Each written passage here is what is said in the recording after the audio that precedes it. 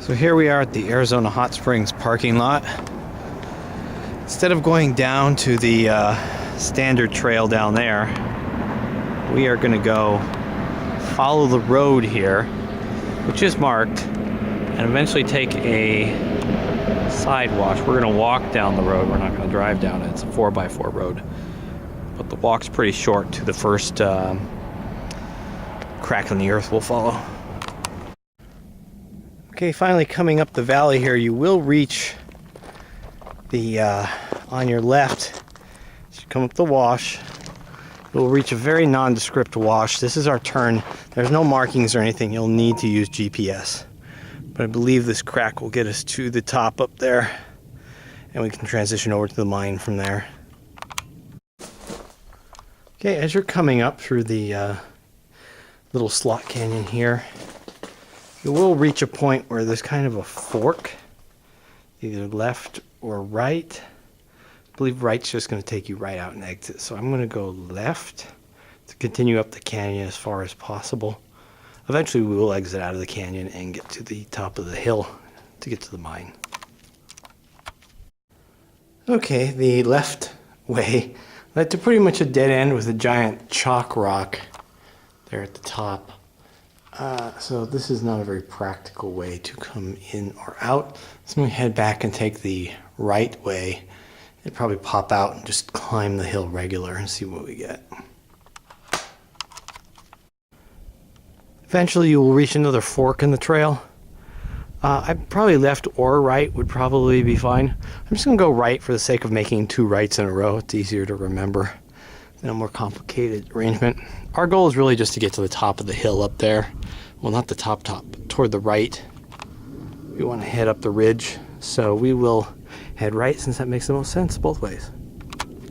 So once you come up the ridge here, you want to proceed to its highest point, which is over there.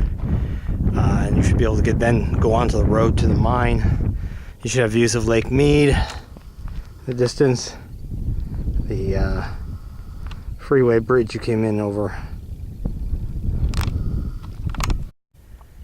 As you move along the ridge, there's actually a pretty good trail you should be able to pick up most of the way. It makes it a lot easier. If you look over toward your left, toward Fortification Hill and that rock formation up there, you should be able to spot the mine pretty easily. There's a big hole in the earth.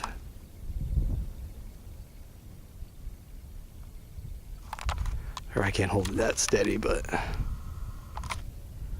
it's out there. So I'm going to try to make it over that way.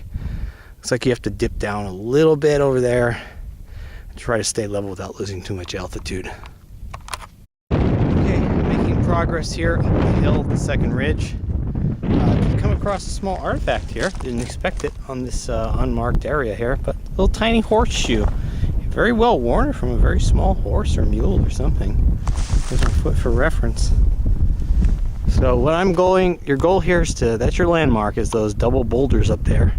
Just keep making my way up the hill toward them, and I should be in better view of the mine and whatever mine artifacts I want to take a look at.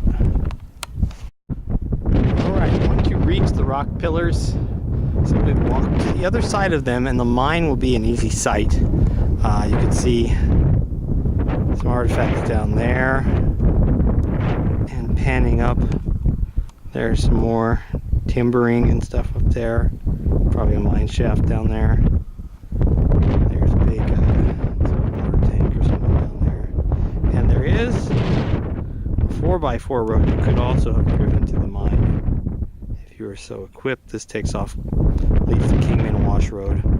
In the far distance you can see the Hoover Dam Bridge.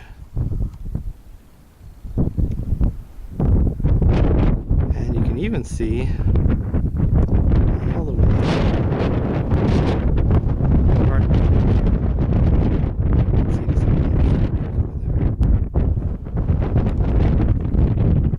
so I'm probably not going to walk down there right now.